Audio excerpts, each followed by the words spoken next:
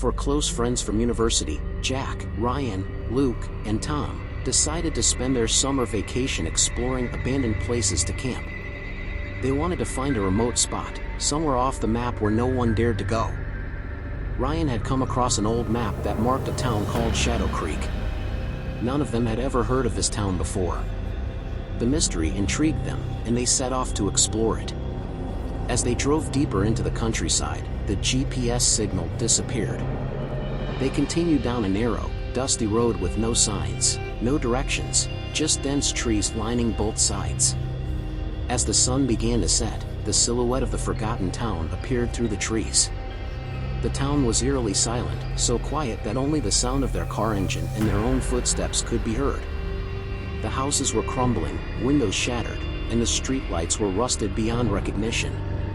When they stepped out of the car, the wind suddenly stopped. It felt as if the town itself was holding its breath. The buildings stood frozen in time, decayed yet somehow still alive in their silence. Jack let out a nervous chuckle. This place is perfect. I bet it's haunted. But Tom felt uneasy. Guys, something's off here. He muttered, glancing around. Just then, a shadow darted across the roof of what looked like the old town hall. The group froze in place.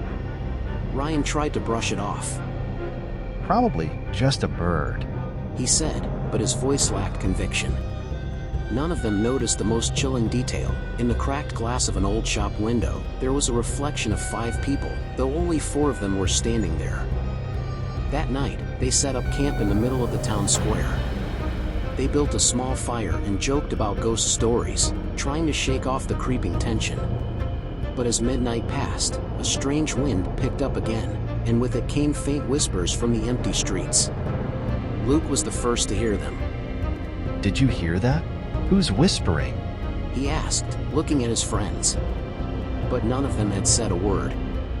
They all fell silent, listening closely. The whispers grew clearer, eventually forming a single chilling word.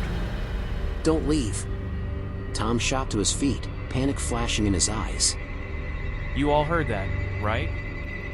He asked, his voice trembling. The fire began to flicker and dim, as if something invisible was suffocating it. Ryan tried to stay calm. It's just the wind, he whispered, though his hands were shaking. Suddenly, Jack stood up. I'm gonna check it out, he said, grabbing his flashlight. The others tried to stop him, but Jack raised his hand. You guys stay here, I'll be right back. And he walked into the darkness. Minutes passed, then more minutes. But Jack didn't come back. Worried, the remaining 3 grabbed their flashlights and followed the direction Jack had gone. Near what seemed to be the old school building, they found Jack's phone lying on the ground. The screen was still recording a voice memo. Curious and terrified, they played the recording. At first, it was just Jack's voice, but then, another voice whispered through the speaker, low and menacing. "It's too late now." Suddenly, Luke's flashlight caught movement in the second-floor window of the school. It was Jack's face, staring down at them. But something was terribly wrong. His eyes were pitch black. Frozen in fear, the 3 friends realized they had to get out of Shadow Creek. They sprinted back to their car, hearts pounding in their chests. But when Ryan turned the key in the ignition, the car wouldn't start. The engine was dead, completely lifeless, as if something had drained it from the inside. Tom panicked, slamming his fists on the dashboard. It's a trap. We're not getting out of here. He shouted. Ryan and Luke tried to calm him down, but the tension was suffocating. From the silent streets, the whispers returned, louder this time, surrounding them from every direction. Suddenly, the rusted streetlights flickered on, one by one, casting a sickly, pale light over the town. And that's when they saw them. Figures stood at the ends of the streets. Motionless. Their faces were blank, their eyes hollow, but all of them were staring directly at the boys.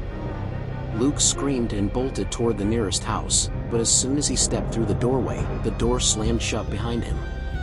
A muffled, blood-curdling scream echoed from inside, then silence. Now only Ryan and Tom were left. They looked at each other, paralyzed with fear, when a familiar voice spoke from behind them. Where are you going? They slowly turned around. It was Jack. But this wasn't the Jack they knew. His eyes were pitch black, his face pale and expressionless. Jack slowly smiled and whispered, You came here. Now you're part of it. From that day on, no one who entered Shadow Creek ever returned.